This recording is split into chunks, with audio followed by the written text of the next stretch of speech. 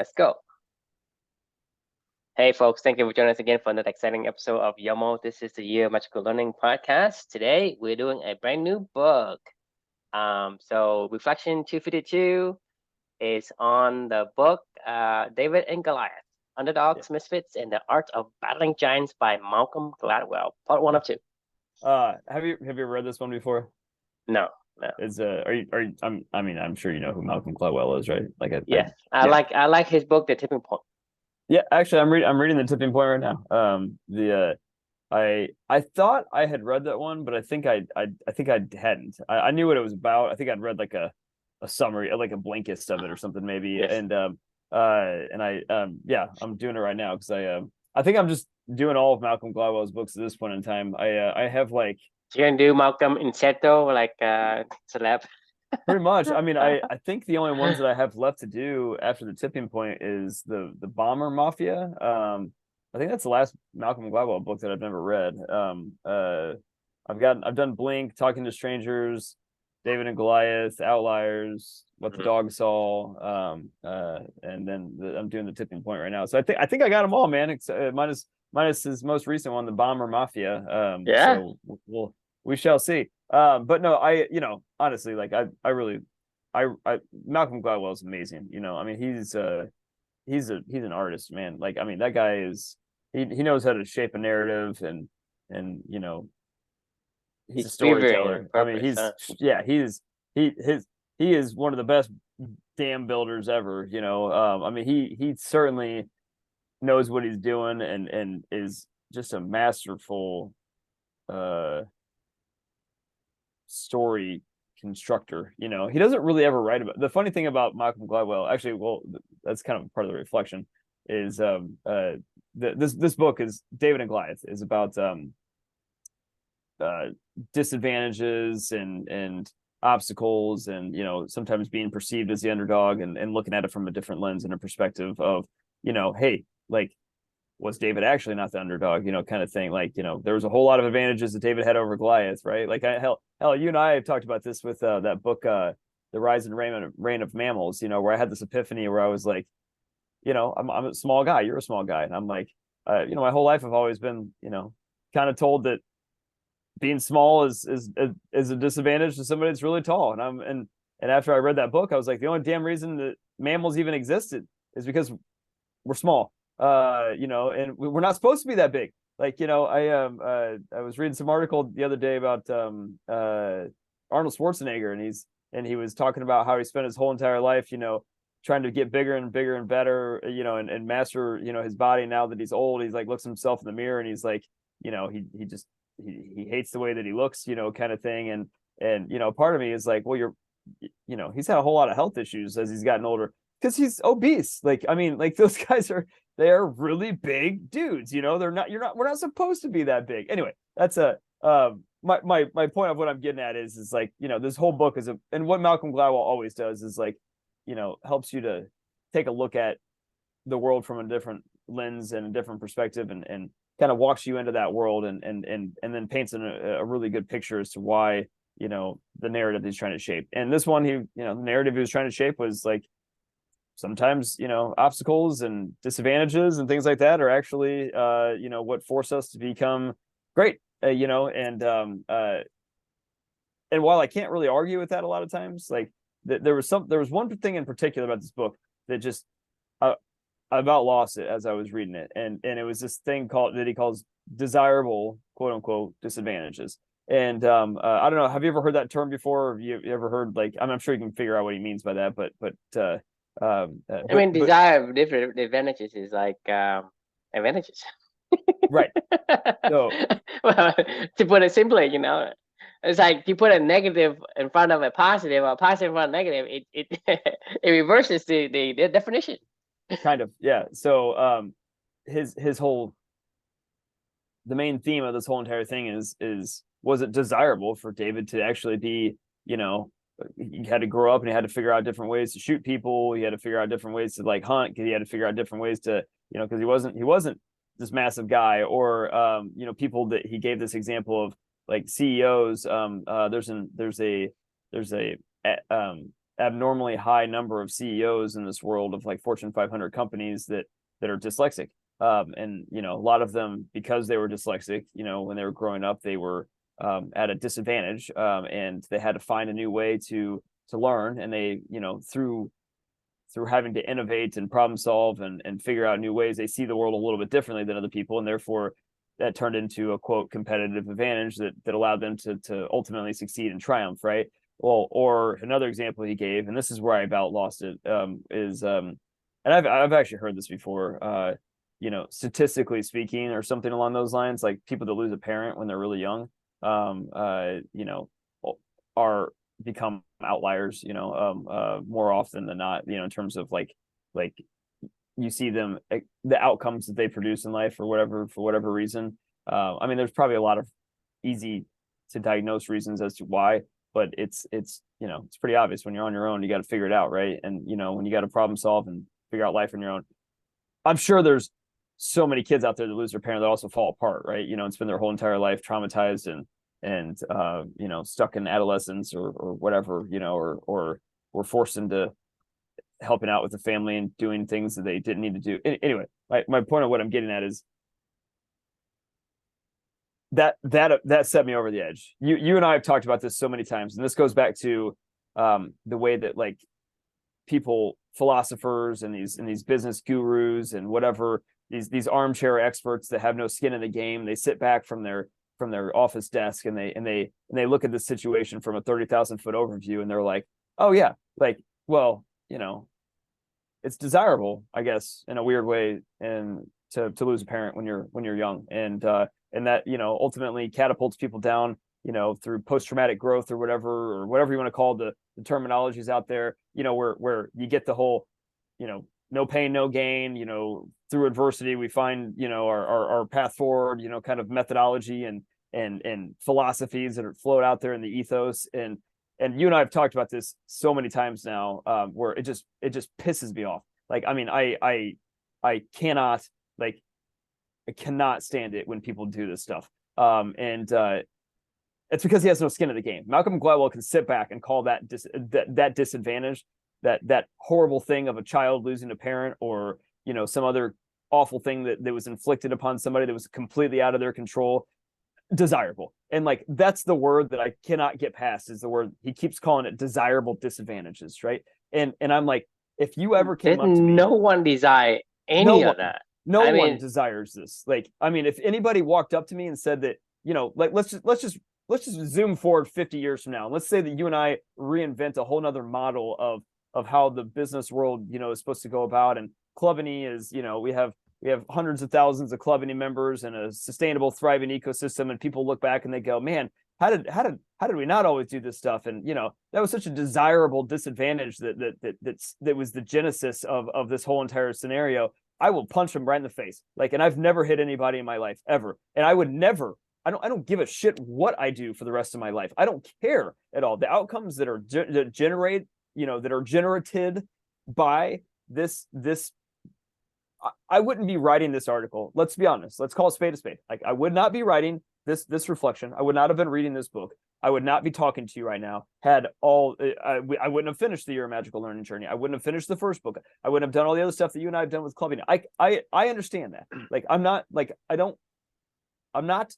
I can't not process that in my head, right? Like, I get it. Like, I get that all that stemmed from the origin of that atomic bomb event that went off in my life, that catapulted me in a different direction, and it will for the rest of my days. And the compound effect of that, and the outcomes of the activities of living for two, and the values that Amelia and I try to do every single day together, like, I have no idea what that'll produce, and I don't really care. But if you ever tried to tell me that was a desirable start, and somehow, like 50 years, 100 years from now, hell, even look at things like 9/11 or whatever, like in 80 years from now or 100 years from now, somebody might go, well, the real estate boom that went on in Lower Manhattan after, that desirable plane crashed into whatever really launched so-and-so's life, or Pete Davidson or something like that, that lost his dad and he became a famous, comedian or whatever. I don't fucking care. Like, I mean, the bottom line is none of that is desirable. And if people like, call my meaningful work whatever you want to call it inspirational, call it beautiful, call it whatever, call it, you know, something, I don't know what you meaningful, I don't really care, but don't ever call it desirable is my point, right? Like that is my only ask of anybody ever out there. And don't want this for other people. Like, do not wish these things on somebody else, and then don't sit back and call it desirable too, as you armchair expert, oversee all these things with no skin in the game at all. Like, he has no skin in the game in his claim that these are desirable disadvantages. And that's what fucking infuriated me about this whole entire book. And that's why I wrote this particular reflection. So it's one of those things, like, do not comment on things that you don't have skin in the game on. How about that? That might be the moral of the story there. Anyway, I'd love to get your thoughts. Yeah.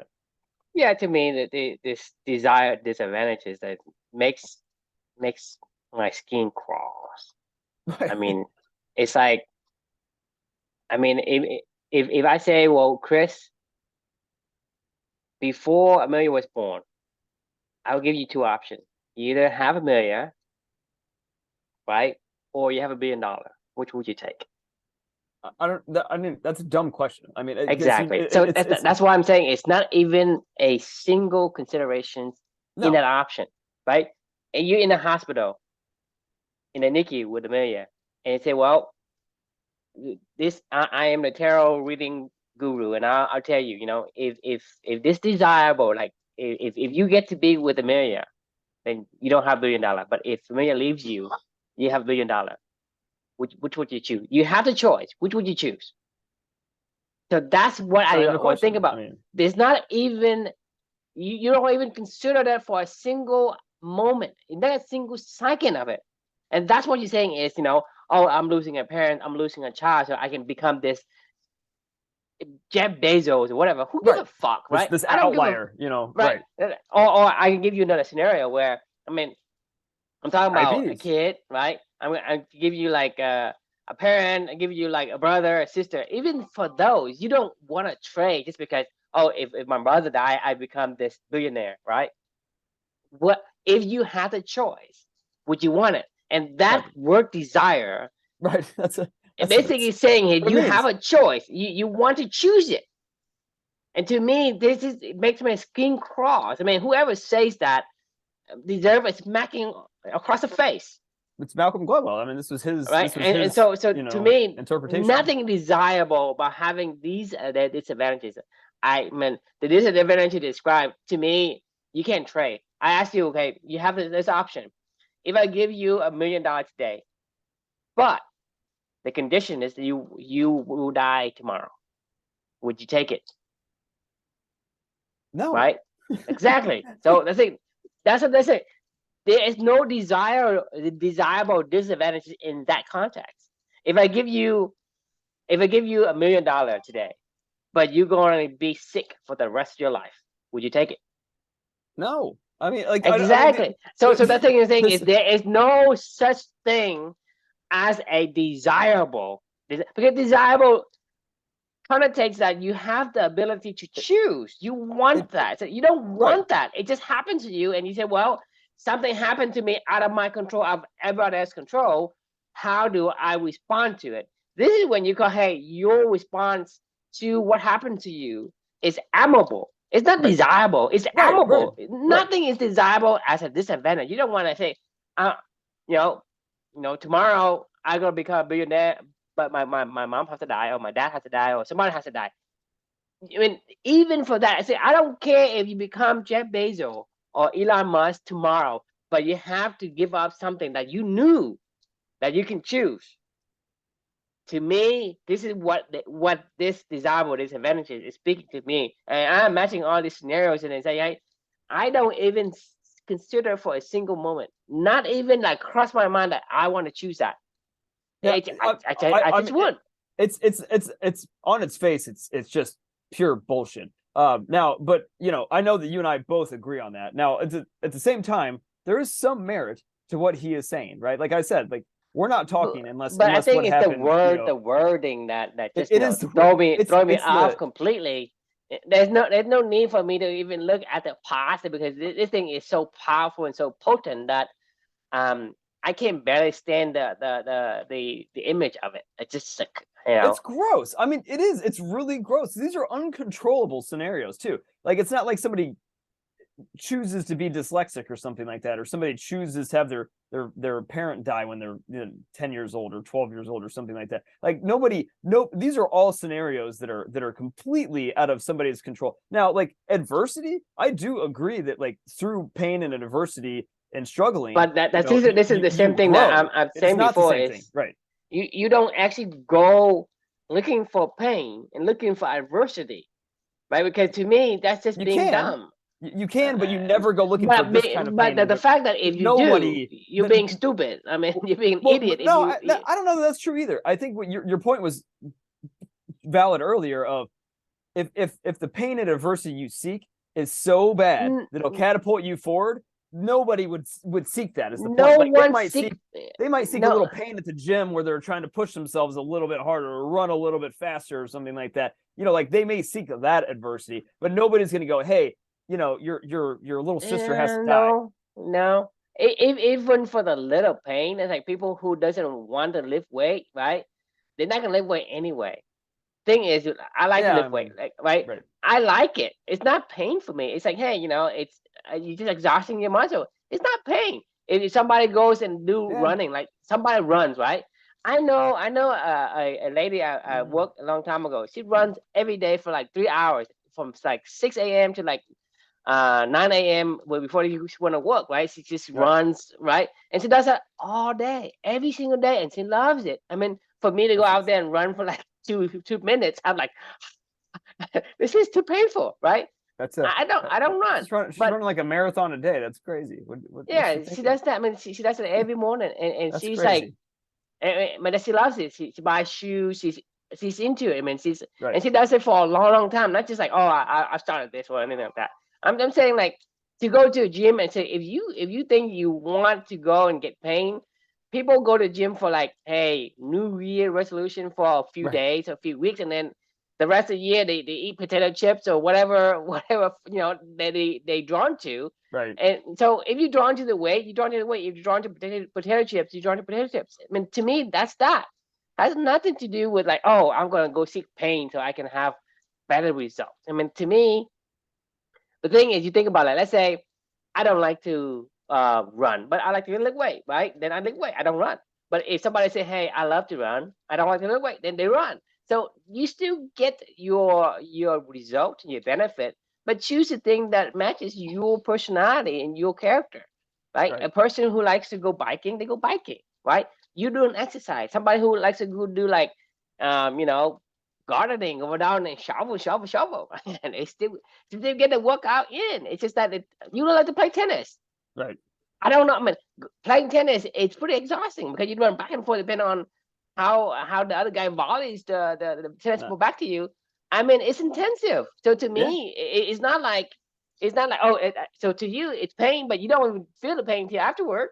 Yeah. No, actually, it's actually it's funny you say that because it's many times I barely even warm up anymore when I play tennis because when I do like I'm so creaky like you know and it's like I know that I'm gonna have to like I don't want to go hard when I'm warming up and I Mm-hmm. know that I need to for me to be able to ramp up to be able to play a match I need to go hard so it's like I'm in this weird in between mode where I'm like everything hurts when I'm warming up and I'm kind of like I don't want to do this like because it just hurts and I'm not trying to hit it hard I'm not trying to run fast I'm not my mind isn't engaged my blood isn't pumping and my you know the icy hot that I rubbed in isn't hasn't kicked in so I'm kind of just like I don't want to warm up anymore I'd rather just get into the match I know that's stupid because you should warm up you know in an ideal world what I would love to do is have almost like a match before my match you know what I mean like have like But a the pre-match point I'm making is right like the moment you're in the zone and playing tennis, even if your body is breaking yeah apart, I you don't feel don't it even anymore feel it, yeah no right? And then until afterwards, like, that was what I was getting at yeah, is I went over, I exhaust myself. Now I'm not in the zone anymore. I'm feeling the pain. I'm feeling my shoulder is you know. I mean, I haven't played all week because my wrist is killing me, my elbow is killing me, my shoulder is killing me, and my lower back is killing me.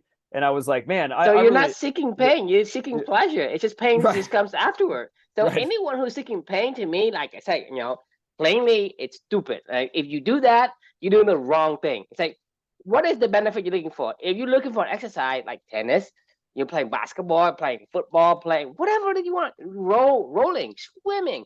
I mean, Right. all these things takes a lot of energy. You don't have to go, oh, I go to the gym and lift weight. Like, what? You don't need to lift weight to be buff, right? People go to the gym and lift weight like for years and not be buff. You have to have a certain style, a certain way you lift it. You have to continue to add more weight if you want to get bigger, because Right. your muscle, even though it looks like it's flat, but it has strength. So that if you don't increase the weight, it's not gonna be buff. You won't be buff at all. And also another thing is if you don't have the gene for the buffness, doesn't matter how much weight you lift, you won't be buff. Okay. Guarantee you won't be buff at all. Well, And so unless you you pack on a have ton of to. pounds. I guess you could just eat a shitload and then No, go well, turn it into muscle and you then pack on pounds. cut weight. No, you pack on pounds, you just pour into the fat. Then No, you no, go I to the know, muscle. but then you could cut all that. I'm saying in theory you could like get really fat, build a lot of muscle because you've gotten a lot more, weight behind you to lift a lot more, and then go cut a lot of weight, and then go like an extreme cut weight loss, diet where like Yeah, trim but the down thing is, like. you do that right. For one, you put your body through Oh, it's hell. extremes, I mean, yeah, it's and it's hell for your body and it's hell right. for your mind. And the point I'm saying is hell for your mind. It's like for me to let's say I like play football, right? I love to play football, meaning like, hey, I go just toss ball around and I run, whatever, and I would sprint. But for me to go and jog around something like it feel pain. Right. But for me to like run back and forth like this and catching the ball and then hitting somebody, it's like I don't feel pain. So I'm not looking for pain. I'm looking for pressure. It just says that happens That's to a good be. point. I mean, you make a really good point because the pain goes away when I'm running or when I'm playing or whatever. You're in Like the it just goes zone away. because Yeah. I mean, it's a pleasure. yeah, It's just masking everything that you feel. But if you don't you're right. like it, if you don't like the activity, I mean, you feel like the thing is for you to run for 5 minutes. Like, fuck 5 minutes. That's Yeah. nothing. But you feel like, oh, when is it gonna end? It's like, is it 5 minutes up yet? It's like, why is this time taking so long? So, Yeah. I mean, so that's the thing. you make a good point. Yeah. It's mental struggle. So here's the question then. We're not just. I know that I'm not saying this. And I'm sure that you're not either. But like, atomic bombs happen. Like we understand that. Like I mean, we've talked about this many times. Like I understand that. People understand that. People do lose their parents. Like bad things happen to people in this world for unknown reasons, right? Like and it does reshape futures potentially and redefine lives. Like it does. It can and it does.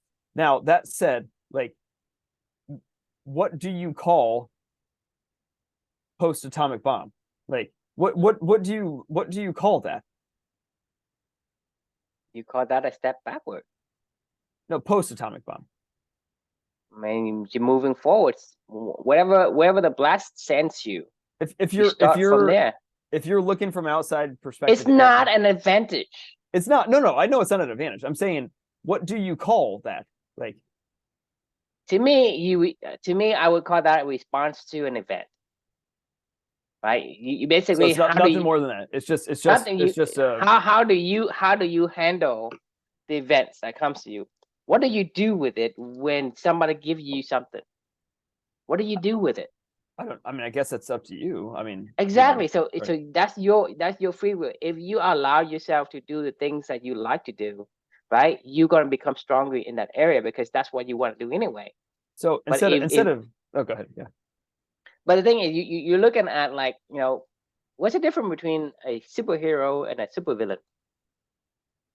they just do good, and one of them does bad. But they come from the same background.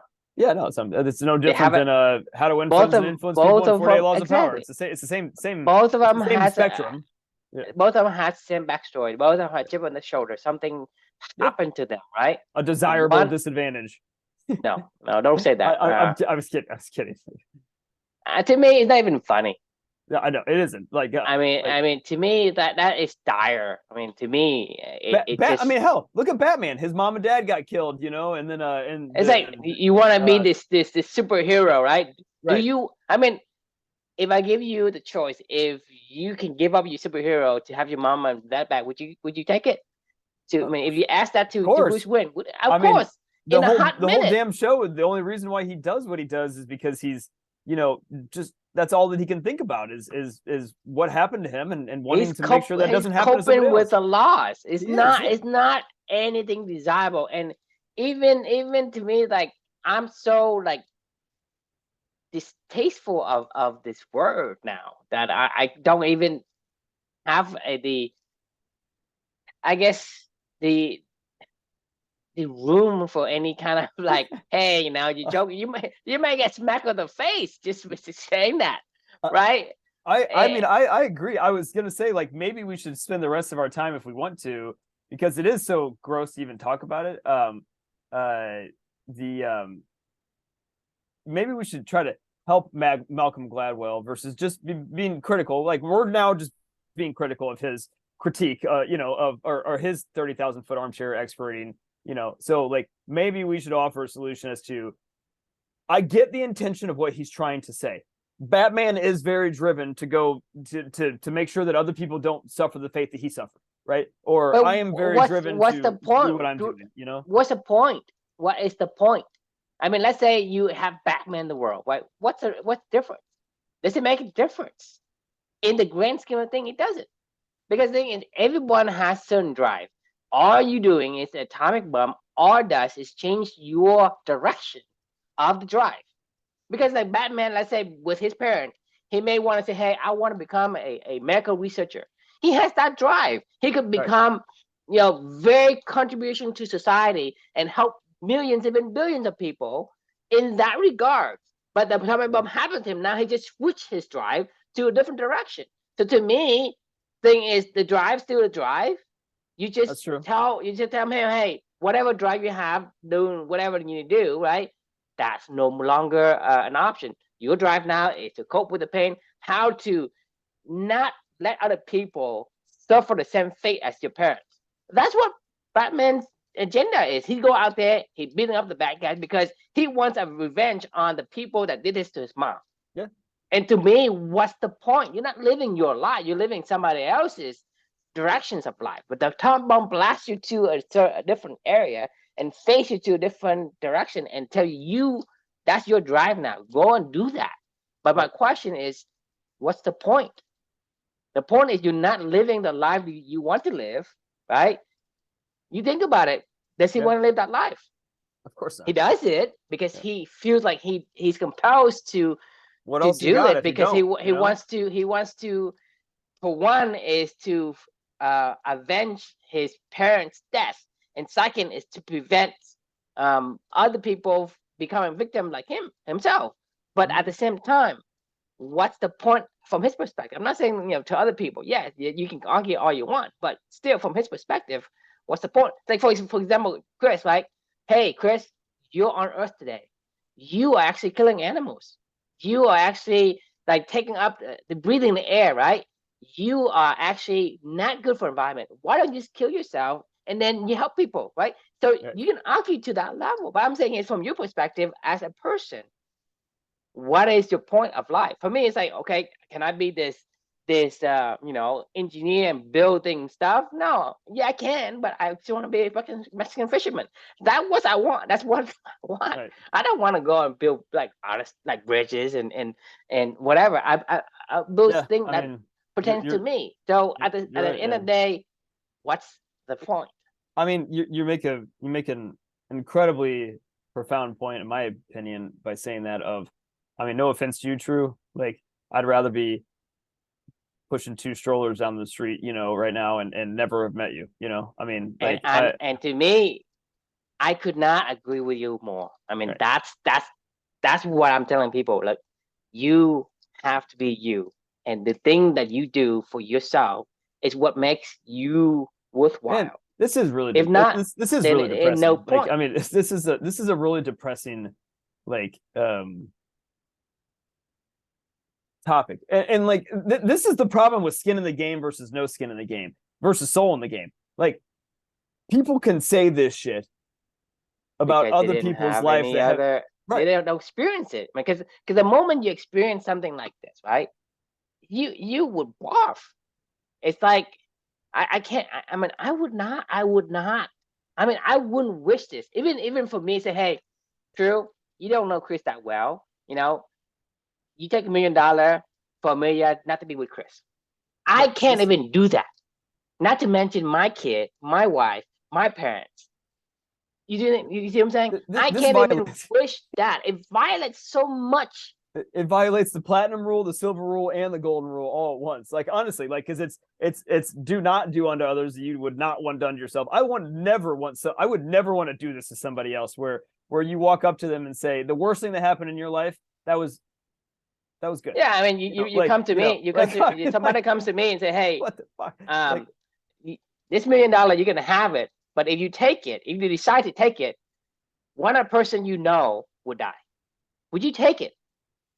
Of course not. I don't even know that I don't even know that there's even maybe I don't know. I mean, maybe there's somebody out there in this world that would say yes to that, but like yes, I know they do, but the thing is, I'm talking about the people that that you like, not the people that you don't like. You can do that. Let's say you have a parent, a brother, a sister, a daughter, a son, whatever. I'm telling you that if I will give you this $1 million, but I will tell you that one of the person closest to you, and I will tell you who it is, they will die. If you take it, they will die. If you don't take it, they won't die. Would you take it? Of course not. This is almost like the devil's contract. You know what I mean? Like this is like you see in like movies and whatever when like they ask for something and they really want it, and then the devil pops up or whatever, and he's like, sign here, and it can all be yours. And there's like all this fine print of all this bad shit that happens, and it destroys lives. Movie, the guy regrets the decision. Of course, like because you're like, and I didn't know that was going to do that. And like, the problem is that because the devil didn't tell you who, right? Like let's say somebody died, but it's not the person close to them that died, right? They say, oh, somebody else in the world I've never seen. Yeah, you can do that. But if I'm telling you that, because somebody that's closest to you, 100% people took the decision, have regretted that decision. The way that this should work in that scenario is the devil says, I already did this. Do you want to continue? You know what I mean? And then that's different, right? Because like this is a well, maybe something. I mean, the point I'm making is as long as you have the power to choose and you desire to choose this disadvantage, to me, I would slap you across the face 1,000 times, and I will still not like ease my anger. It would not ease my anger, even if I slap your face across the face 1,000 times. Because the thing is, it's so violently opposed to the core values that I hold. It just not for me. It's like I say, not even up for discussion, not even up for consideration. I just can't believe that people actually interviewed with him and things like that he talked to them about their like I don't know how big of a disadvantage dyslexia is or how pervasive it is to somebody's life. I don't know. I have a feeling that it's probably pretty awful. I mean, when you can't communicate who says that when you have dyslexia that you can become a better person? You would have been even better if you weren't dyslexic. The theory. Who say that because you have dyslexia that you become this great person? I'm saying is who says that when you aren't dyslexia you become even better than that great person that you became? That could be true. How can you prove it to me? So you can't say that dyslexia makes me this way. No, it's who you are that makes you that way. It has nothing to do with dyslexia. It's what you did. It's what you choose. I mean, that's an interesting point because like I've, obviously knowing what we call the survivorship bias, right? Yeah. Survivorship bias. You know about that when Taleb is talking about, right? Mm-hmm. Like people talking about all the winners, right? They do this, they win. Like underdogs win. Like in a movie, like there's an underdog and it wins. Right. But 1 out of 1 out of 1,000,000, only one underdog wins. The 990 whatever thousand of them loses. Right. That's statistics. I mean, the thing is, in a movie, but the thing is, the 99,999 those other events did not make into a movie because it failed. Only the one that made it became a movie, and then I you mean, watched it. dude, you're so beyond right. Like I don't even know. I cannot honestly even fathom how many lives are destroyed when you lose a child, like, and just completely, fall into a shit spiral. Like, I'm I don't know, I don't know the statistics. I don't know whatever, but I can certainly imagine, how that would destroy everything for people, like, going forward. So like Yeah. I like, to your point, I don't know if what is happening with my life and with what Amelia and I are doing, and what you and I are doing, had anything to do with who I was already before, that then just got molded into this and reshaped and going down that road. Like, to your point, like, I don't, maybe I would have done that anyway in another life, in another Who way. knows? Who Who knows? Like knows, right? Like, because I mean, it's not like that's the thing is I'm not a you different person per se, you're but looking I but at I am. you're looking at backward, and you say, "Well, I knew this is gonna make me this." No, you don't know Right. shit. You Yeah, don't yeah, know yeah, shit. I mean, there's right, so yeah, many different variations of imagine it's multiverse. There's like 1,000 of this event, right? right. And there's 1,000 outcomes. You have to have this outcome. But this outcome doesn't mean that this is the outcome that is the best outcome. There are other outcomes that you didn't even think about. You Of just course. disregard them, right? You just like you basically clue it out of your mind, and you say, "Oh, okay, I have dyslexia. This is what makes me who I am today." You I mean, to me, when you trying to select the data, they say, "Well, this fits me," right? Then you are only choosing because you decide to choose it. It has nothing to do with the real events or the real data that comes into the That's game. I mean, that's Malcolm Gladwell's shtick, though. That's what he does. He takes data and he built and statistics, and he builds a story around it. It's a really, really compelling story. Like, like, even I did not like, or but we're I did talking not about like the David lab and talking Goliath. I about liked it. survivorship bias, right? Survivorship. What is Yeah. survivorship bias? Because like, if I imagine, like, if I tell you, hey, I would send a post. Let's say the first game of the NFL season start and a two-team play, right? I would send 1,000 postcard to 1,000 people, but 50% of them, 500 of them, I would say, let's say Kansas City versus the Eagles, and I would say send 500 to like, let's say I predict the outcome of all of the Kansas City's Chiefs game, right? I would send each game. I would send like same like number, but I send it opposite, half and half. But by the end of the 17 week, right, there's only like maybe one or two, but the rest of them, right, it becomes false up, and no one knows about him because, hey, True is a BS guy. He's a bullshit.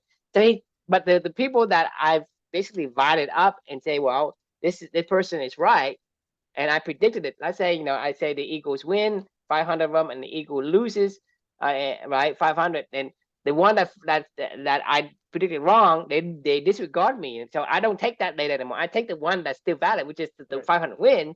I take the 500 win, and then the next game, second week, the Chiefs versus the Jaguars, whatever, and I will do the same thing. I would send 250 to, well, the Jaguar wins, and 250 to the Chief win, and I keep doing that because thing is, whatever failure, I just throw it away. I only take the part that's positive.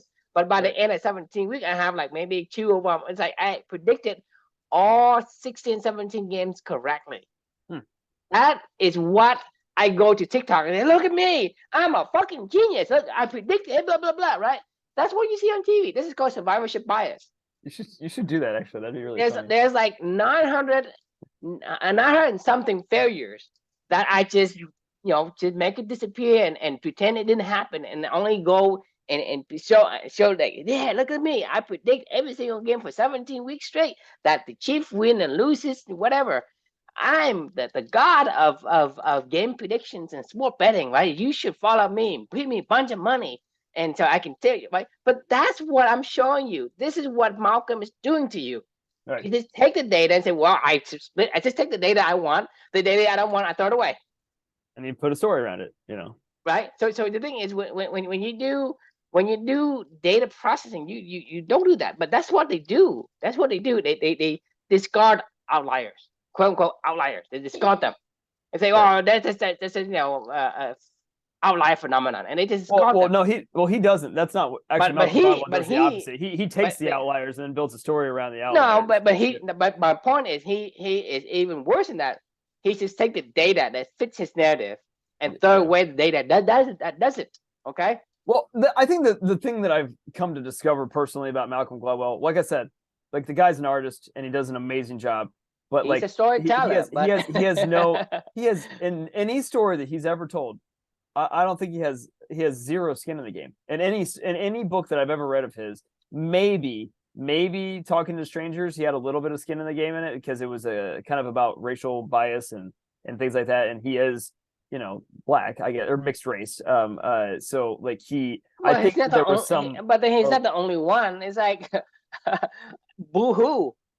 He's no, not the no, only one. no, I know. I'm saying I meant like there were some aspects about it that I felt I could feel in his exploration that was more emotional versus story But crafted yeah, he around becomes sadistic. emotional when he has some skin in the game. But then when Exactly. he isn't, he just throws out, "Hey, you should have the desired advantages.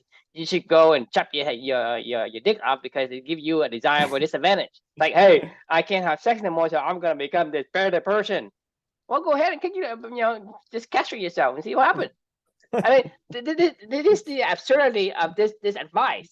And I mean, you're right. It's like I'm a returning army vet. Like, man, I wish I would have got my leg blown off. Like because I could have gotten this this free mortgage paid home, and then I could have focused more on my meaningful work and been more of a charity giver. And then 30 years down the road, I could have been I somebody that mean, the everybody thing is, looks up to that says blah you blah would blah. ask, Like, yeah, you you're like, ask shut the Steve fuck up. Jobs, you ask Steve Jobs when he has pancreatic cancer, and then he's like in his last few years, you ask him, what would you give to not have this cancer? He will give everything, everything, Yeah. every single penny, whatever he has, he will give to you if he can trade. He can. I mean, he tries every day. Okay, but that's what I'm saying is you do not want Man, could you this disadvantage. So hey, when you say maybe desirable, it provokes me in such a violent way that I mean, hey, it is maybe Michael unsatiable. maybe Michael J. Fox only became really famous because some weird things that Parkinson's, spurred him to do when he was younger that he didn't know about until later on in life. But but he What's spent the the point? What's the no point? no I'm saying like you could probably You spend can spin it whatever you like want, and you're not how convincing me, right? there's no way that I've seen so many interviews with Michael J. Fox at this point in time in his life since he was diagnosed with Parkinson's, which was like back in the early 90s or something like that. And if you ever told him that this is somehow a desirable disadvantage of being given Parkinson's, I mean, I know that he fights and he's going to always take the next step and he's always going to fight because he talks about this stuff all the time. But like, if you asked him, would he not want his life with this or without without it? I mean, there's not even a. I mean, you give him a choice. Like I'm the devil. I give you a choice. I can just stump my fingers and all of your pain and suffering will be gone, but you have no pain. Or Yeah, you have it's this like it's crazy just fame, but you have this Parkinson's disease. Like I told you, if I give you $1 million, even $1 billion today, but starting tomorrow, you be sick for the rest of your life. Would you take it? well, you could ask that about football players. Hey, if you want CTE when you're 35 years old or 40 years old, and instead you get to have crowds cheering your name and fame and fortune and whatever You for have your whatever. Like, numbers retired, but the thing have your is, numbers. when you asleep at night, which you can, you're gonna say, "Fuck, hey, I don't need nobody chanting my name. They need to shut the fuck up and let me have peace and let me go to sleep." Right. The I mean, problem to is this me, is the flipped. Like what Malcolm Gladwell is doing is he's flipping around scenarios that we're talking about. In football, you got all the fun stuff first, and then you got the bad stuff. And if you flip that around and you said, "Hey, you get all the bad stuff first, and then you get all the fun stuff later on," would you want that? They would go, as long as the "No." choosing Like, is involved, right? As long as choosing involved, you are a they would sick never choose it. person if you choose something. Right. I mean, the thing is, and I understand the shortcoming of wanting the desire of the football, the game, but then you kind of like underestimate the pain that it comes after. Okay, I can understand that, but for you to want pain first to get desire later, to Nobody me, would. this is awful. The other Nobody would. one, but the other one is human nature, right? Let's say, because the thing is, when you play tennis, right? You say, well, I might be a little bit sore, but I want to play because the Yep. desire is so strong to play. I can understand it because human nature, that's the weakness of human nature. Yeah, I can understand we that a little bit. underestimate the long-term consequences of what we Yeah, I do. I mean, mean, like people that's smoke, right? People right. smoke, Yeah, yeah. right? I mean, that's the same thing. They eat bad food, like They I eat mean, like, bad food. I like mean, that's the human desire to say, "Hey, I want the pleasure. I want the good things." And I don't want no one go and seek pain and this disadvantage. Like, especially when you talk about these critically like profound disadvantage. To me, this is the stupidest thing I've ever heard. I mean, well, I'm glad you agree with me because as I was listening to this, Like I like I said, was when just like, as you start talking and say my screen is crawling, it's like shit. uh, This thing I is was so making mad. me my blood boil, right? And I in the beginning, I didn't know what that was. Maybe you have something very very benign and something like that. But now you're talking about this kind of this disadvantage where it like changes your life. No, no, no, no. I mean, I don't even go and say, okay, go do the things that may hurt you just a little bit. I don't even do that. I mean, to me, it's like, yeah, hey, go talk to this person and pretend you're interested. I don't even do that. I I'm did sorry. I don't want to be interested in something that I'm not interested. I I mean, just I'm with can't you. do it because it's painful to me. I'm with you. So in the spirit of being It's like called kissing construct ass. I can't do that, right? That's to say, hey, be painful at first, try to make this person happy by enduring some pain so that you get some payback, later on. I right. can't even do that. How can I do something even crazy and and like super critical as these advantages that you mentioned? It's awful. So in the spirit of, I feel like I feel like we both don't want to talk about this topic anymore because it's No. gross. In the spirit of positive things, because that's what this journey is usually about. I do have a more positive reflection tomorrow to because I did like this book. Like, I mean, I did a part two of this one because like I did like the book. It reminds me of the hard things about hard things, right? When Hmm. when he's talking about how awful it was to have to fire potentially fire 200 people that blah blah blah, like and They all get this other another stuff, job. right? Right. Yeah, they'll get another job. Like They get a job. I mean, it's I a mean, I think it's not. I mean, it's not not a big even deal. in a third world country. If I mean, to me, it's like in the United States, have so much safety nets. You get fired from your job. You get unemployment. If you don't have an unemployment, you have the state's program that helps you. I mean, if you can't live on the United States, you're not going to survive Right. in other Yeah. country. I mean, other country, you hustle and you bustle and you still don't get anything. Here, right? If you starve to death in the United States, it is Well, because you're stupid. Okay? true. I could call your Because life a desirable disadvantage. You grew up in a third world country no, it's not that was war desirable. torn. That was war torn. Yeah, I want And my country to be you war guys torn so fled. I can be like this So guy, you right? have this perspective right now. Like, I could call that a Yeah. desirable disadvantage. Maybe that's why you're Screw only this perspective. Screw this perspective. all right. So let's put a pin in it, and we'll come back with a positive one tomorrow night. But beyond that, like the question I think that we could leave with everybody is what word would you pick to describe the outcome that is produced from an inherited disadvantage that is not desirable? Like Right. if there's anything that we can bring out of this is I don't mind you saying that something did come of it, and you can call it, like you said, inspirational, beautiful, meaningful, courageous, whatever you want to call it. Just don't call it desirable. Yeah, I mean, as long as you don't choose it. I mean, I understand things happen, and how do you respond to an event that happens to you?